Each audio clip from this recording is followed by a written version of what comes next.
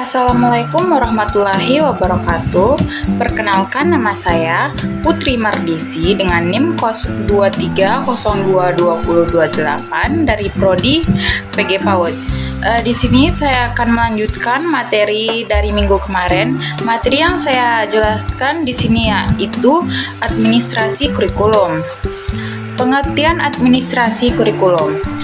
Menurut KBBI, kurikulum adalah perangkat mata pelajaran yang diajarkan pada lembaga pendidikan dan perangkat mata kuliah mengenai bidang keahlian khusus. Pengertian kurikulum menurut Undang-Undang Nomor 20 Tahun 2003, kurikulum adalah seperangkat rencana dan pengaturan mengenai tujuan, isi, dan bahan pengajaran serta cara yang digunakan sebagai pedoman penyelenggaraan kegiatan pembelajaran untuk mencapai tujuan pendidikan nasional. Kurikulum berarti menyediakan template atau desain yang memungkinkan pembelajaran berlangsung. Dalam kurikulum pendidikan biasanya ditentukan bagaimana berlangsungnya proses pembelajaran dalam suatu mata pelajaran dengan mengutamakan pengembangan pengetahuan, keterampilan, dan sikap, metode mengajar, metode penilaian, dan sumber belajar. Kurikulum merupakan suatu sistem yang terdiri dari berbagai komponen seperti tujuan pendidikan, media pendidikan, metode pengajaran, dan cara mengevaluasi hasil belajar siswa. Proses administrasi kurikulum yang pertama ada perencanaan. Perencanaan merupakan aktivitas dalam mempersiapkan hal secara sistematis mengenai kegiatan atau aktivitas yang hendak dilakukan dalam mencapai tujuan atau cita-cita. Langkah-langkah perencanaan yang pertama ada analisis kebutuhan, yang kedua merumuskan dan menjawab pertanyaan filosofi, yang ketiga menentukan desain kurikulum, yang keempat membuat rencana induk, pengembangan, pelaksanaan, dan penilaian. Dalam perencanaan kurikulum dibutuhkan para ahli dalam bidang perencanaan kurikulum sehingga kurikulum dapat direncanakan dengan baik. Di tingkat daerah dan sekolah, perencanaan kurikulum yang dilakukan oleh Departemen Pendidikan di tingkat pusat meliputi terbagi menjadi dua. Yang pertama, penyusunan program dan pengembangan kurikulum.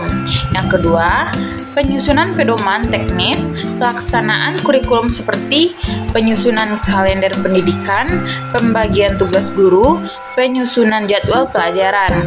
Selanjutnya ada pelaksanaan.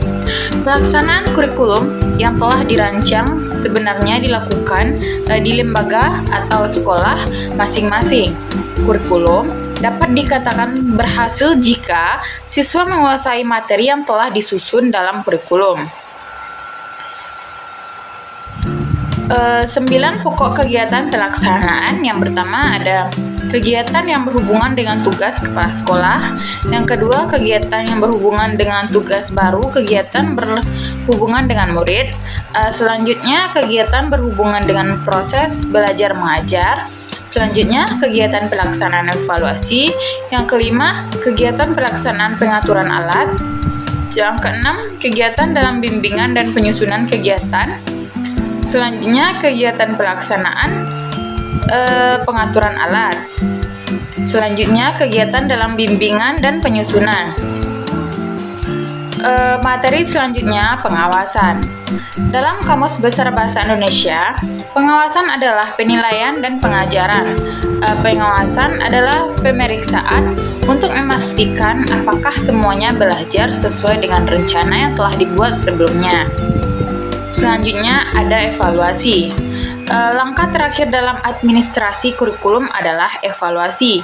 Dari kurikulum tersebut, evaluasi adalah proses yang berkelanjutan di mana data yang terkumpul dan dibuat pertimbangan untuk tujuan memperbaiki sistem.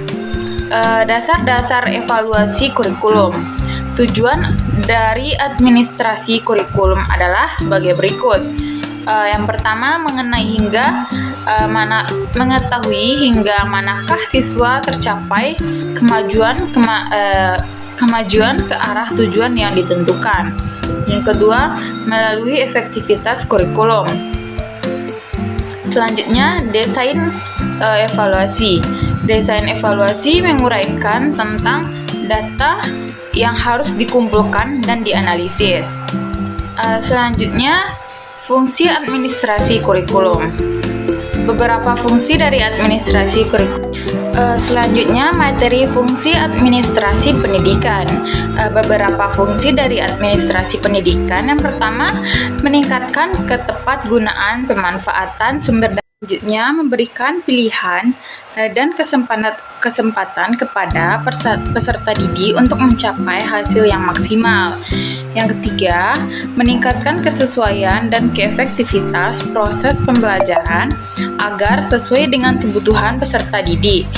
Kurikulum yang dikelola secara efektif dapat menghasilkan sesuai dengan kebutuhan peserta didik dan lingkungannya.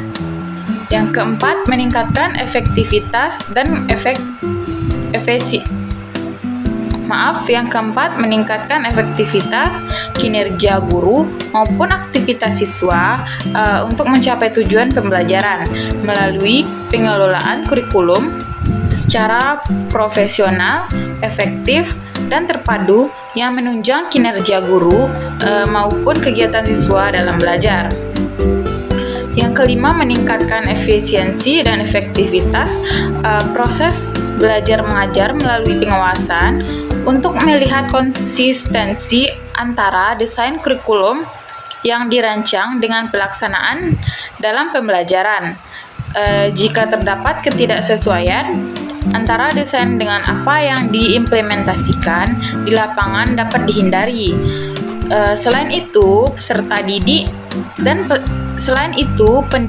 peserta didik memiliki motivasi untuk melaksanakan pembelajaran yang efektivitas dan efisien melalui kondisi yang baik melalui pengelolaan kurikulum. Selanjutnya, ada peningkatan keikutsertaan masyarakat untuk membantu pengembangan kurikulum. Kurikulum yang dikelola secara profesional melibatkan masyarakat untuk mengisi bahan ajar atau sumber belajar yang telah disesuaikan dengan ciri khas dan untuk membangun kawasan daerah setempat. Peran guru dalam administrasi pendidikan. Yang pertama, implementer. Guru sebagai tenaga pendidik menerapkan pengaplikasian dari kurikulum yang telah dirancang. Yang kedua, ada adapter. Bukan hanya sebagai pelaksana kurikulum, guru juga berperan sebagai penyelaras kurikulum dengan kebutuhan siswa dan kebutuhan daerah. Yang ketiga, ada developer.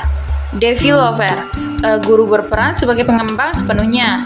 Guru memiliki wewenang untuk mendesain kurikulum dan menentukan strategi apa yang harus dikembangkan beserta dengan evaluasinya.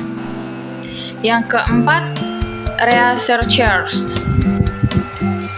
Guru sebagai profesional berperan sebagai peneliti yang memiliki tanggung jawab untuk menguji berbagai komponen kurikulum.